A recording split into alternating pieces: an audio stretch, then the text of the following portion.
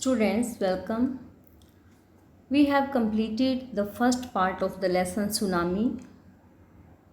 Here is comprehension check. Say whether the following are true and false. These are not question answers, these are true false. So let us start to solve these sentences one by one. Ignatius lost his wife, two children, his father-in-law and his brother-in-law in the tsunami.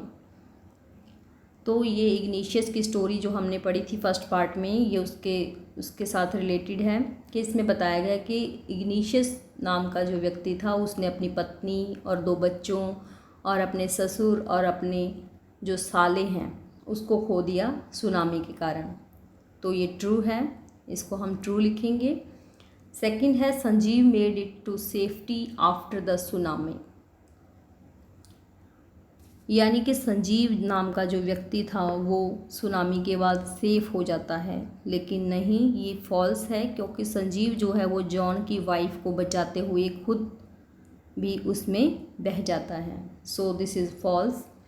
Third, मेघना was saved by a relief helicopter.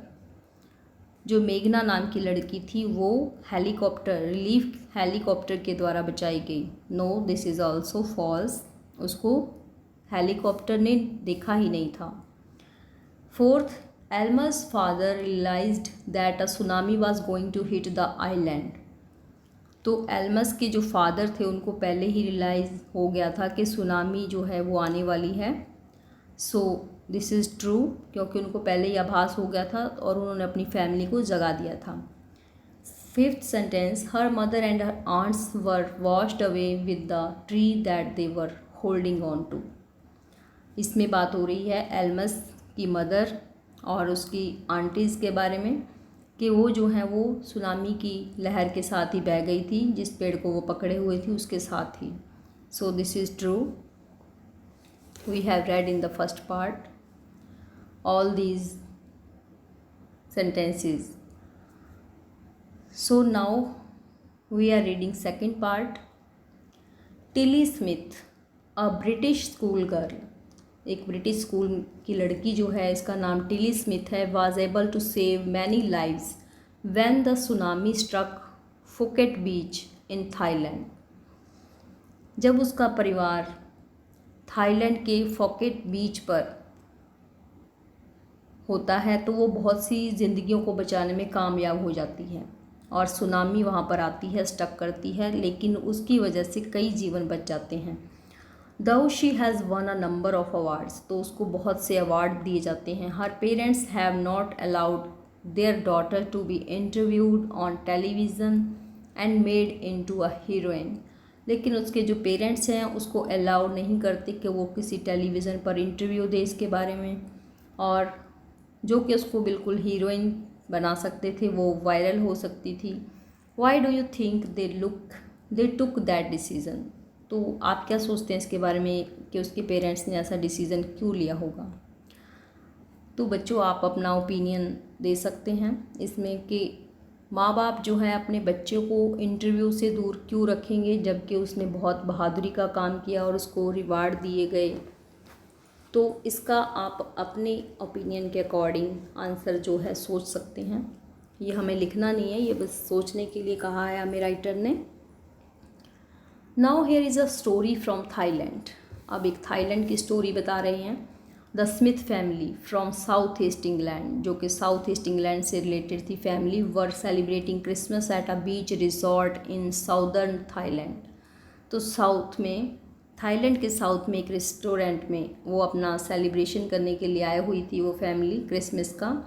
Tilly Smith was a 10 years old school girl. तो उस family में Tilly नाम की एक लड़की थी जो कि 10 साल की थी और स्कूल गोइंग गर्ल थी।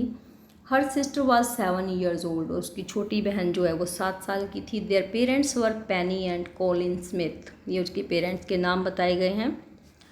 It was 26 December 2004।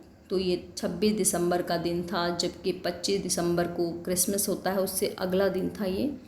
Deadly tsunami waves were already on their way. तो जो डेडली सुनामी जिसको कहा गया है डेडली सुनामी, यानी कि विनाश करने वाली जो लहरें थी सुनामी की, वो अपने रास्ते पर थी, यानी कि अपने रास्ते पर वो आगे बढ़ रही थी। They had been triggered by a massive earthquake off northern Sumatra earlier that morning. तो ये ट्रिगर्ड देखिए क्या होता है, caused describe a sudden violent reaction here and under sea earthquake caused the tsunami. तो सुनामी के कारण जो समुद्र के नीचे अर्थक्वेक आता है उसी को डिस्क्राइब करने के लिए कहा गया है, जिसके कारण कि एक वायलेंट रिएक्शन होता है। वायलेंट यानी कि बहुत ही खतरनाक, वायलेंस फैलाने वाला, उसको कहते हैं ट्रिगर्ड। मासिव होता है बहुत भयंकर, बहुत बड़ा तूफान, जो कि सुमात्रा से नॉर्दर्न सुमात्रा के रास्ते पर था उस मॉर्निंग को। The water was swelling and kept coming in. तो पानी था जो वो ऊपर की ओर उठ रहा था। Penny Smith remembered the beach was getting smaller and smaller, I didn't know that what was happening. तो पेनी जो है, वो पेनी स्मिथ, वो याद करती है इस बात को कि जो बीच था वो बहुत ही छोटा होता नज़र आ रहा था। आई डिडंट नो, मैं नहीं जानती थी कि ये क्या हो रहा है, what was happening. But Tilly Smith sensed that something was wrong. लेकिन जो टिली नाम की लड़की थी 10 साल की, वो समझ जाती है कि कुछ गलत होने वाला है। Her mind kept going back to geography lesson she had taken in England just 2 weeks before she flew out to Thailand with her family. क्योंकि उसने एक लेसन पढ़ा था, वो उसको ज्योग्राफी लेसन के बारे में पता होता है, जो कि उसने 2 वीक्स पहले ही पढ़ा था अपनी क्लास में इंग्लैंड में। तो उसके बाद उनकी जो फैमिली है थाईलैंड में आ जाती है सेलिब्रेशन के लिए। तो इस घटना को देखकर टिली को याद आ जाता है वही लेसन जिसमें कि उसके बारे में बताया गया था।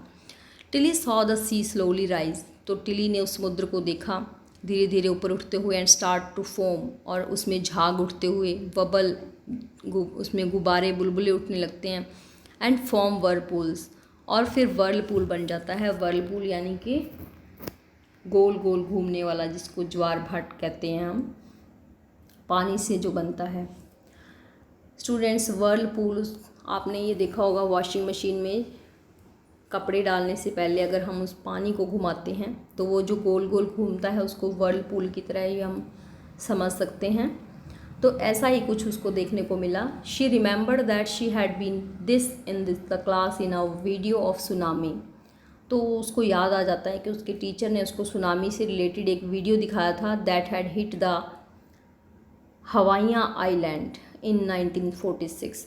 तो इसके बारे में, सुनामी जो 1946 में हवाइयाँ नामक आइलैंड पर आई थी, उसका वीडियो उनके टीचर ने उसको दिखाया होता है। Her geography teacher and shown her class the video and told them the tsunamis can not be caused by earthquakes, volcanoes and landslides. तो उसके ज्योग्राफी के टीचर ने जो है उनको ये वीडियो दिखाकर बताया था कि ये जो सुनामी है ये क्यों आ सकती है, can be caused by earthquake, भूकंप के द्वारा, ज्वालामुखी फटने से, एंड लैंडस्लाइड्स, और जो धरती के इधर उधर होने वाली हलचलें हैं उनके कारण जो है सुनामी आ सकती है। Tilly started to scream at her family to get off the beach. तो टिली चिल्लाने लग जाती है, स्क्रीम का मतलब चिल्लाना, अपनी फैमिली को बचाने के लिए, कि वो कहती है कि इस बीच को छोड़ दो। She talked about an earthquake under the sea. वो बात करती है कि समुद्र के नीचे अर्थक्वेक आया हुआ है। She got more and more hysterical. तो हिस्टीरिया जो होती है ऐसी पोजीशन होती है जिसमें when you are hysterical you shout, laugh or cry in a wild, excited way without any control over yourself। तो ये जो हिस्टेरिकल की पोजीशन बताई है इसमें क्या करते हैं, कोई चिल्लाता है या फिर हंसने लगता है या फिर रोने लग जाता है, और एक्साइटेड वे में, वाइल्ड एक्साइटेड यानी कि उसको पता नहीं होता कि वो क्या कर रहा है, उसका कंट्रोल अपने ऊपर नहीं रहता। तो ऐसा ही कुछ टिली करती है और अपने पेरेंट्स और सिस्टर को कहती है कि वो बीच को छोड़ दें। टिलीज पेरेंट्स,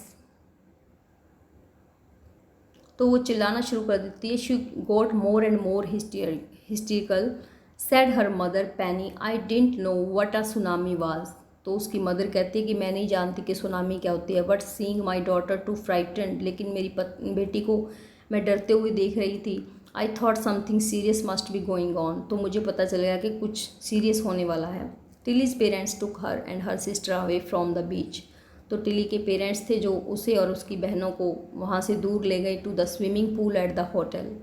होटल के स्विमिंग पूल में ले गए वो. A number of other tourist also left the beach with them. तो उनको देखा देखी बहुत से टूरिस्ट और भी थे जो वो भी बीच से दूर चले गए.